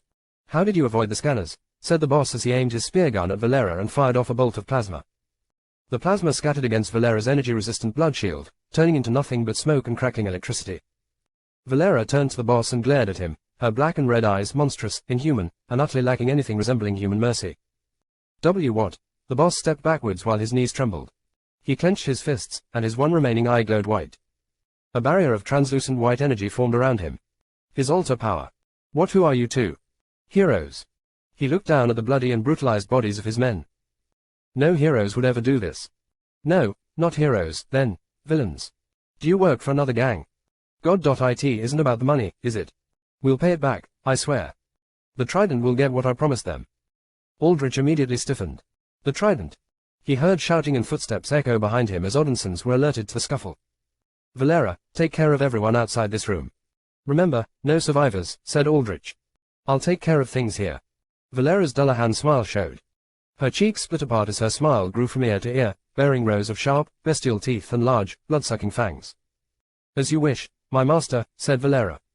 Her voice had a throaty, inhuman reverb underlining it now. She sprinted off as a black and white blur, and as her quick footsteps echoed down the hallway, screams rang through the air as she tore her way through the gang. Aldrich closed the door to the tech room behind him, locking it shut. He stared straight ahead at the Oddinson boss. His eyes glowed green, but beneath the glow, there was nothing but coldness. Powerstone goals. 100 Powerstones 1 chapter, done. 200 Powerstones 2 chapters, done. 300 Super Necromancer System Chapter 29, Bonus, Gang Wipeout, 2. Bonus chapter for getting to 100 golden tickets. "The Trident, is it?" said Aldrich as he made his way towards the Oddinson boss. The Trident. A name that Aldrich would never forget. The criminal organization that had killed his parents. One of the largest international crime syndicates on the planet whose web of influence spread from North America all the way to East Asia. Some of the most famous and feared villains worked for it. Ending that organization was going to take time and power, but thankfully for Aldrich, he had time, and soon, he would have power that nobody could question. "Now why would the Trident be dealing with a low-level nomad gang like you, said Aldrich. "You aren't Trident. Then what the hell do you want with me? Why would you kill my boys like that?" "For what?" said the boss. "For what? Let's be real here. What were you going to do otherwise? Knock me out and kill me? Do whatever you wanted with my female companion who is now gleefully ripping your men's skulls from their spines," said Aldrich. He manifested a coin from his palm. "I wanted to barter and trade fairly. You attacked me. I defended myself. And now, you pay."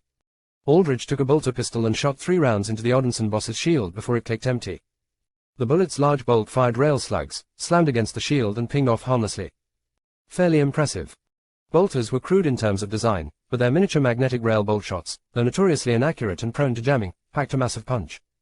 "You can't hurt me," said the boss. He put a hand behind him, resting it against the wall of the tech room. Various wires sparked around him as electrical energy fed into him, fueling the shield. "And I got enough power here to put this shield up for hours. Other nomads are gonna come knockin', and when they do, you better be ready for a fucking war." "Trust me, it won't come to that," said Aldrich. He analyzed the fact that the boss was still breathing. Oxygen still passed through that barrier. He got up real close to the boss, right in front of the barrier, and put a hand in front of it. "Horror warp," said Aldrich, chanting the spell. There was no direct need to chant the name of the spell, but he realized that it made it easier for him to focus on it, thus increasing his cast time. A dark, wispy cloud of shadowy particles gathered around his hand, and within this black cloud were glowing red eyeballs that stared hungrily at the boss. "Hope you have nice dreams. When you wake up, I'll make sure you're in a better mood to talk," said Aldrich as he walked away. The horror warp passed through the boss's barrier. What?" said the boss. His eyes widened in terror as the spell enveloped his face. He started to choke for a second before he fell to his knees and planted on the floor face first, drooling. He shivered and shook every so often, blinking rapidly and growing pale and whimpering as if caught in a nightmare, and indeed, he was. "Now, you two." Aldrich looked over to the counter where the technos hid. They were still cowering under the desk. "Get up before I put a bolt through both your skulls." The 2 technos stood up with arms raised in surrender, trembling in terror. They were skinnier than the other Oddinsons with visor goggles and mohawks. Notably, they had sockets in their skulls which they could use to jack into technology and interface with it directly with their brains. Please, we'll give you anything. Anything you want, man, we got it," they said. Valera made her way through the dark hallway like a spectre of bloody carnage. She spied 3 men aiming their strange ranged weapon at her from several meters away. Before they could fire, she dashed behind them. "Teleportation," one of them exclaimed in surprise before Valera took his head and smashed it into a pulp against a wall. "And super strength. How many powers does she have? Just shoot. Shoot." Valera punched a hole straight through one man before he could fire and used his body as a shield to tank bolter shots. The corpse shuddered as bolts blew off large chunks from its back. "Peekaboo," said Valera as she lowered the corpse skewered on her arm, her gleaming red and black eyes wide in excitement as they settled on the remaining gunman with hunger. "Help. I need help." Began the man before his head blew apart from a powerful punch. Valera activated her blood sense, detecting the presence of warm flesh and blood bodies all around her through the walls. She shuddered in ecstasy at how much pain and terror she would inflict. She ran through the hallway and entered the living room where the Oddinsons were just now beginning to get out of the drug-induced stupors and get their bolter pistols ready. Valera's eyes darted from side to side. 6 more prey. She disappeared in a flash, appearing right in front of the nearest Odinson. The Odinson's eyes widened as he saw her hands dug into his guts. Bye-bye, said Valera as she tore the man straight in half. She closed her eyes in bliss and bathed in the blood and gore, all of it fueling her crimson furnace shield. Shoot! Shoot! Kill her! Bolt after bolt fired at Valera. They pierced through her blood barrier as they were physical damage, not energy attacks, but when they reached her body, her bare, pale skin, they crumpled up and bounced off like they had hit a wall of indestructible metal. What kind of fucking alter is she? She's so goddamn strong. Doesn't matter. If you want to live, you keep fucking firing. Eric, use your power. Beat her ass. Oh. Someone is going to challenge me. Valera's ear-to-ear, grotesque smile flashed as she looked around. One of the men, Eric, presumably, shuddered and convulsed before his shirt ripped apart. His flesh turned red as he swelled up to a size of 3 meters, dwarfing everyone in the room. He had to hunch his head so as to fit in the room, and his thick muscles made it obvious how much power he had. Yes, that's more like it, said Valera. She threw the 2 halves of the man she had split open at 2 of the other Odinsons, killing them with the high-speed impact throws aimed expertly to cave their skulls in. Yeah. You'll do anything. Aldrich tossed the Elden World coin he had manifested over to them while pointing the bolter pistol at them. You guys are masters at forgery and theft, right? Especially jewelry. Appraise that. I want to know what it's worth. One of the technos shakily took the coin and stared at it, tapping his visor goggles. The goggles whirred as they focused on the coin. Holy shit, where do you get this, man? Said the techno. The coin shone a sheen of mystical gold and the size of a man's entire palm. The circumference of the coin was grooved and the face of the coin carved with the face of a beautiful woman's face with flowing locks of wondrously patterned hair. The way this face is carved and the hair, man, the hair, you see the patterning on this shit, said the techno as he held it up for the other one to look. Pure artistry. Who made this? And solid gold, too. Aldrich got the information he was looking for. Looked like coins were worth something in this world. He waved the technos forward. Give me back my coin. Why yeah, you got it, boss, said the techno as he flipped the coin over. Aldrich nabbed the coin in his palm and disappeared it into his inventory. Now for what I really want, said Aldrich. One of you decrypt this. He reached into Ghost's bag that he had carried with him and slid his iPhone over. Why you got it? A Model X, is it? We can break through this in a couple min. The techno took the phone and took it to another table where he connected it via cable to a computer screen. He jacked into the computer with the socket in his head. And you, Aldrich pointed to the remaining techno. You sell CIDs, right? Show me everything you have. I need them for myself and my companion. You got it, man, said the techno. You think you can spare us the coin for it? Some of our CIDs are real fucking expensive. It ain't easy or cheap to get around net securities. How about a bolt instead, said Aldrich as he raised the barrel of the bolter pistol right at the techno's face. Never mind a coin, if you want to get out of this with your lives, you do what I say. Get to fucking work. Gee got it, man. The techno hurried over to the back of the room and opened a locked cabinet where countless license cards sat neatly arranged in black drawers. He took a whole drawer and put it down on the counter in front of Aldrich. Take your pick, man, said the techno. We got Class 3, 2, and 1 CIDs.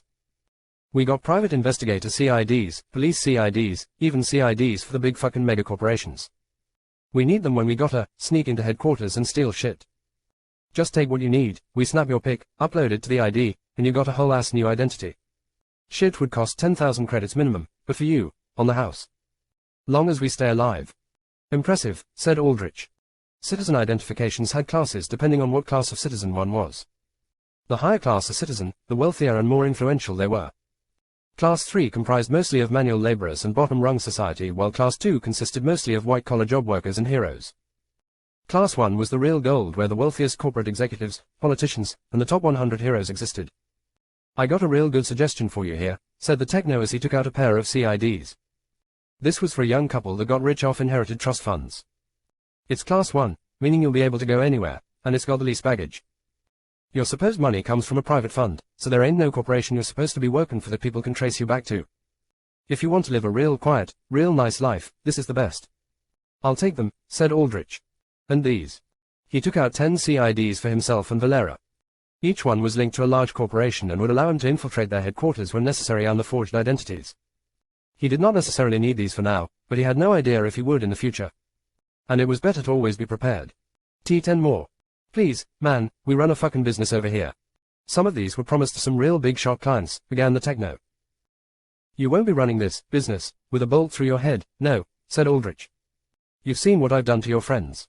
I won't hesitate to leave your brains smeared on these walls. Why yeah, I get it. The techno begrudgingly took the CIDs to a computer. Can you bring your lady friend here? Need her picture. Aldrich mentally looked through Valera's eyes. She was soaked in blood and guts. She was outside the mobile home atop the corpse of a giant, red-skinned man with an exposed skull and various fist-shaped dents in his chest. All around him were the blood-drained corpses of Oddinsons. She had wiped out the entire gang. Valera smiled as she sank her clawed hands deep into the red-skinned Oddinson's throat, draining his blood straight through the jugular. Valera, I need you here, said Aldrich. Valera immediately nodded. Understood, Master. Aldrich only had to wait 3 seconds before Valera appeared. She smashed through the ceiling of the tech room and landed perfectly beside Aldrich with her head bowed. I have eliminated all of these filthy humans, said Valera as the blood drenching her pale skin entirely red faded away, absorbed into her. She flashed a stare at the two technos, causing them to shriek. Now, shall I dispose of them? No, we need to take pictures, said Aldrich. Pictures, said Valera. Right, you don't know what cameras are, said Aldrich. They're like images of us stored in recording crystals. Oh, to commemorate this slaughter, is it? Said Valera. Of course, my master. Valera shyly leaned on Aldrich's shoulder and looked ahead, waiting for their image to be recorded. Ah, pictures taken separately, said one of the technos. You dare to ruin this moment, began Valera, her voice rising and killing intent radiating off of her.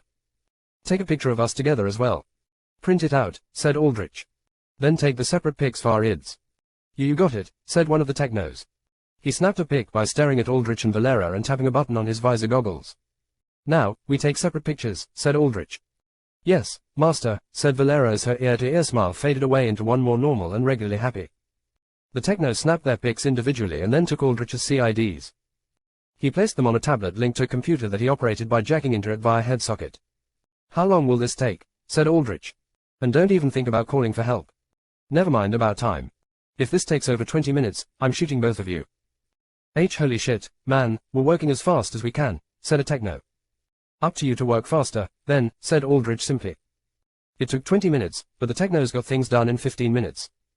They handed over Ghost's unlocked phone and Aldrich's new CIDs. Aldrich put them all in Ghost's bag and zipped it up. We good now, right man? We did so much shit for you, said one of the technos. Aldrich shot him through the head, dropping him to the ground. Meanwhile, Valera hummed to herself happily through the violence as she stared at a framed photo of her and Aldrich together, blushing and holding a hand to her cheek. What the fuck? You said you would let us go, said the one remaining techno. Aldrich pointed the bolter pistol at him. I never guaranteed your lives. And you two talk too easily. We didn't do nothing to you, said the techno. All I do here is just work on tech. I was just following orders, you know. Orders, ha, said Aldrich. Real convenient that when shit turns sour, you pin it on orders. But you were so willing to just stand there and let us die or get enslaved. It's so easy to follow orders when it's good for you, no. But you know, I'm curious, how well will you take orders when they're bad for you? So here's my order to you. Die. Aldrich shot the last techno through the head. The bolt blew his head up completely like a bomb had been set off inside of it. Time to burn this place down, said Aldrich as he spied various exposed, sparking wires and crates packed with live ammunition, both shrapnel and incendiary grenades. Perfect for blowing this place up and making sure no surveillance or data was left behind of them. Powerstone goals. 100 Power Stones 1 chapter, done. 200 Power Stones 2 chapters. Super Necromancer System Chapter 30, Loot. 16 Oddinson Gangsters defeated. Plus 80 XP. Express bar, 5/500ths greater than 85/500ths. Now, shall we get to raising this base? Said Valera. Not yet. I'm going to loot this place as much as possible first, said Aldrich. He went over to the nightmare-wrapped Oddinson boss and patted him down, finding an iPhone, cigars, a lighter, wallet, and, most notably, a set of car keys. Aldrich took the keys and phone for himself before motioning to Valera. Take a tarp from outside and wrap him in it. We're taking this guy with us for questioning. Ah, questioning, is it? Valera smiled. I do love some questioning. Especially when pain is involved. Valera grabbed the Oddinson boss by the collar and leaped up through the hole in the ceiling she had made. Aldrich looked around and scrapped together any valuables he could. He took as many credit chips as possible from drawers in the tech room. These were sleek black chips made by Credit Union, the largest credit banker in the world, and when inserted into a credit machine or personal device along with a CID, could transfer credits directly to the owner's bank account. He found a larger bag to carry things in, and in it, he dumped in a few bolter pistols, grenades, and a box of ammunition. He also packed a signal generator and 2 laptops owned by one of the technos. Serve, said Aldrich to the first techno he had killed, the one with his head still intact. A soul hovered over him, as did souls for everyone else he and Valera had killed. Mathematically, a drop rate of souls like this was near impossible. A drop rate for a soul was 5%. But it seemed that every single human that died so far had dropped a soul. Gave more credence to the idea that souls did exist, and they existed in every human and, interestingly, some variants. This would make Aldrich's level up journey much faster, as souls did not have to be crafted. They could just be consumed for half the experience that their original owners gave. Aldrich watched as the mohawked, visor-wearing techno stood up from the pool of blood he was slumped over. A gaping hole in his chest matched him with Aldrich. -5 mana. Mana, 20/84 greater than 15/84. Aldrich made room for the techno by letting go of his one last remaining normal striker. He would have liked to say goodbye to the undead personally, but it was not possible here. Aldrich analyzed his power. As expected, the techno had a fairly common power that let him interface with technology with his mind via a plug on the body that linked with major nerves that further linked with the brain. Though usually hardcore technos had plugs etched directly on their heads. Although undead resurrected with a soul lost their previous identity, they did not lose their powers. This meant that, hopefully, Aldrich could use the techno for more tech-based needs, as his ability to use technology was based off the usage of his power. With this in mind, Aldrich had taken the laptops and a signal generator for net connectivity in the variant forest. Everything else was not especially valuable. Drugs, more weapons, and the like. Aldrich harvested the rest of the souls and moved on, planting multiple timed incendiary grenades around various key points in the base for a clean demolition. +15 Odinson souls obtained. Aldrich left the Odinson base and saw Valera standing with the bagged-up Odinson boss on her shoulder. "Where to now, master?" said Valera. "Back to the forest. I've gotten what I came here for, and I want to lay low for the rest of the day." Aldrich walked behind the Odinson base and saw the boss's personal ride, an Armor AEP, all-environmental purpose, armored car. Armor was a renowned megacorporation that focused on selling peacekeeping, military tech highly accessible for the common consumer, though they did have a higher-end line for supplying police forces with. The consumer-grade equipment was classified as green-grade, while the police equipment was blue-grade. The boss's armored car was blue-grade, ordinarily meant for police, but of course, there were no rules in the black market. It was a solid four-wheel drive that could maneuver through the variant forest quite well with its sturdy construction and ability to enter a sleeker, hover mode, that, though slower, could float freely through narrow tree gaps with its smaller surface area and maneuverability. Aldrich unlocked the car with the keys he had taken from the boss and popped open the trunk. "Put that guy in there and close the trunk when you're done," said Aldrich. "Understood, master," said Valera. She thumped the boss down and slammed the trunk door over him before staring at the armored car with her head tilted like a curious cat. "What is this, my master?" "It's called a car. People use it to get around. Think of it like a mount, except it's pure machinery," said Aldrich as he got in the front seat. He had the techno open up the seat beside him, waving Valera in like a chauffeur. Valera stepped in and sat beside Aldrich, marveling at the various screens and buttons and controls and blinking lights around her. How quaint and wondrous. It almost reminds me of Dwarven Magatech with the metal and the buttons, but even that used magic. "Truly, there is no magic here. None at all. If you can't sense it, it's not here," said Aldrich. "It is still unbelievable," said Valera. "I have always hated the smoke belching and loud roaring of those dwarven metal beasts, but I suppose there are some benefits to this technology." Valera looked down at the framed picture of her and Aldrich. She was leaning against Aldrich and smiling widely with a few blood spatters on her face shoulders while the limp bodies of Odinsons were blurred out in the background. She blushed as she looked at the picture. Aldrich smiled at Valera before he jammed the keys into the car and got the engine humming. "All right, time to move out." Aldrich parked as deep into the forest as he could, but at a certain point, even the armored car's hover mode could not fit through the thick growth of the forest. "Incredible," said Valera as she left the car. "The ride is so smooth, not at all like the galloping of a horse. And there are so many of these cars, too. On the road, I must have seen hundreds of them moving about, and in such orderly fashion too." "Yeah, traffic lights and laws will tend to do that," said Aldrich. The quaint thing was that although settlements were pretty lawless zones, the roads leading in and out of walled cities were maintained directly by the All-to-Human Agency and Panopticon, so they were fairly heavily policed. This deterred nomads from blocking roads and stealing from drivers and supply convoys, though the key word here was deterrence. It was no guarantee of safety, and especially in more remote road stretches, the threat of nomad attacks was quite high. Aldrich's undead came out of trees and bushes, surrounding his car, and he waved at them, finding comfort in being with his small but growing army again. "I'm back," said Aldrich, nodding especially to Adam and Elaine. And one step closer to getting back at Seth Solar. Later that night, with the moon rising high above and shining its silvery pale light down on the forest, Aldrich sat in a small, watching as the techno he reanimated worked with a laptop. The laptop was plugged into the signal generator, a rectangular black box with blinking green lights, and also plugged into the techno via cables. Aldrich smiled. The experiment on whether the Techno could use his power even as an undead had been a success. Technos could still use their power to operate tech. This gave even more weight to what was known as the Cassandra principle. It was a well-known phenomena that techno alters, especially the much higher-end ones who could create technology that seemed to belong centuries ahead, could not actually articulate how they made this technology or share the principles or construction behind it. When they worked on their tech, they did so almost in a trance, and often, this trance was highly addictive, like being in an euphoric dream. As a result, the strongest technos were often known for extreme passion and protectiveness over their technology on top of an inability to share their ideas. The extent to which a techno was affected by the Cassandra principle varied greatly. Some could actually share their technology and explain how it was made, but it was a known rule that the more advanced tech was, the less accessible it became. One thing Aldrich noted was that he could not see through the techno's eyes or mind when he neurally linked with the laptop. He was blocked out while the techno worked, and that meant Aldrich had to give the techno individuality to function on his own. "Alrighty, that's done," said the techno as he handed Aldrich his forged CIDs.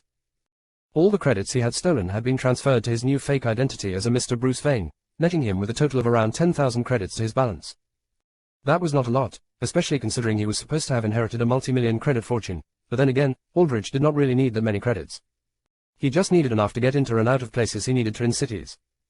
Onto the phones. The techno plugged Ghost's iPhone and the Odinson boss's iPhones into ports in the laptop.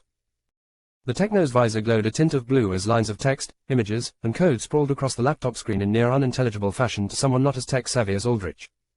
The techno scanned the content of the phones for any information relevant to Aldrich. Meanwhile, Aldrich nodded at the success of the second experiment, one regarding individuality of undead and how it affected their performance. Even with individuality, the techno was utterly subservient to Aldrich.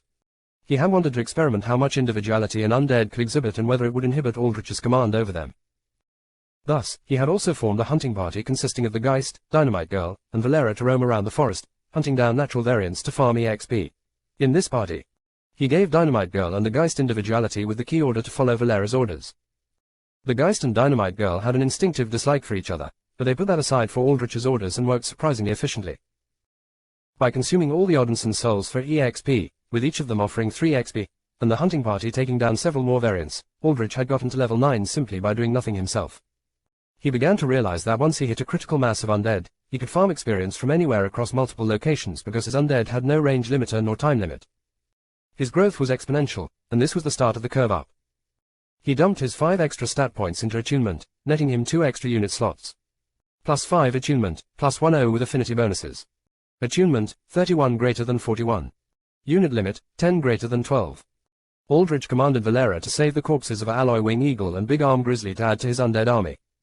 The Eagle, especially, was of interest to Aldrich as it was large enough for him to use as aerial transport. "Alright, I've finished scanning through these phones, unlocking locked files and folders, you name it," said the techno. "So, what do you need, boss?" Aldrich thought about what info he needed for a second before he was interrupted by a groan. The crinkling of a tarp sounded in his ear as he turned to see the wrapped-up boss rolling around as he moaned and groaned in pain and fear as he awoke from his nightmare. "You know what, he'll know what to look for better than me," said Aldrich as he walked over and put a foot on the boss's chest, holding him still. "It's time for some questioning." The techno put a thumbs up for Aldrich and said, "Good luck, boss. I'll be here when you need me." Powerstone goals. 200 Power Stones 1 chapter. 400 Power Stones 2 chapters. 600 Power Stones 3 chapters. 800 Power Stones 4 chapters. Golden ticket goals.